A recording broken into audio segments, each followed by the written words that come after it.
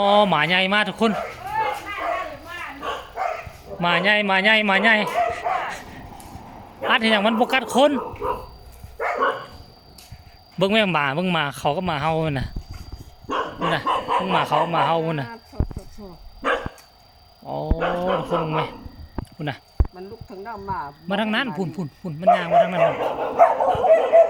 ยัดหัวมึงแล้วอ๋อแต่ว่ามันบ่กัดคนเนี่ยนะมึงไหม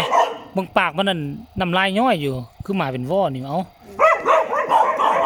อย่าหันหน้าไว้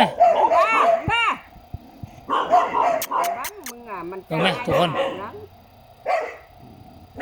โอ้เขาตัดคนแน่นอนเขาบัดว่าหมานี่คนนี้มาหันหน้ามาหันหน้ามาหน้ามาพุ่นน่ะหันหน้ามาเหมือน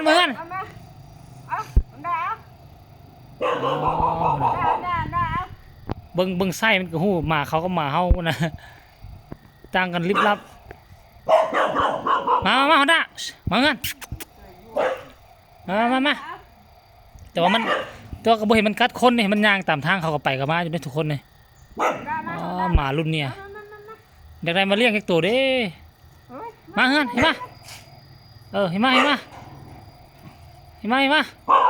มันไปแล้วเห็นปะมันน่ะโอ้แม่มา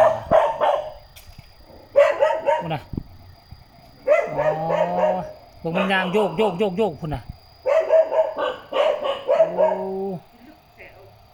ตั้งใหญ่โอ้ซ้ำงัวน้อยพุ่นแหละถึงว่ามันบกัดคนกับยาเฮากับบก้าแล้วนี่นะเจอกลางคืนก็ลีกเลยนะเฮานะลีกไว้คันว่ามันโดดใส่บัดนึงแล้วมันเอาบ่ทันเด้ปากมันคือหมาพิษบูนหั่นปากมันน่ะแต่ว่าโตมันใหญ่สูงยางคงยงเลยทุกคนเลยกำลังสิเฮ็ดคลิปอยู่เอาไว้ซ้ำนี่แหละทุกคนพ่อแม่ในคลิปหน้าก็แล้วกันเด้อทุกคนเด้อแต่ว่าอยู่นี่งามเว้ยถ่ายไปเฮือนเขาทุกคนว่ะ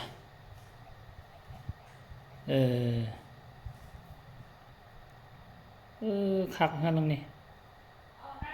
เป๊ะเลยทุกคนมาอยู่แล้วอันนี้มาเซาใหม่คนมาเซาใหม่ตัวนี้ก็มาเซาใหม่หมาใหญ่เมื่อกี้นี่มี2ตัวนึงจอยกว่านี้แต่ว่าสูงกว่านี้เป็นพ่อมันนี่แหละทุกคนเลยเป็นหมาอยู่เฮือนจีนเด้อเขาเจ้าเลี้ยงงามอยู่ได้งามอยู่เนาะพ่อกันไหม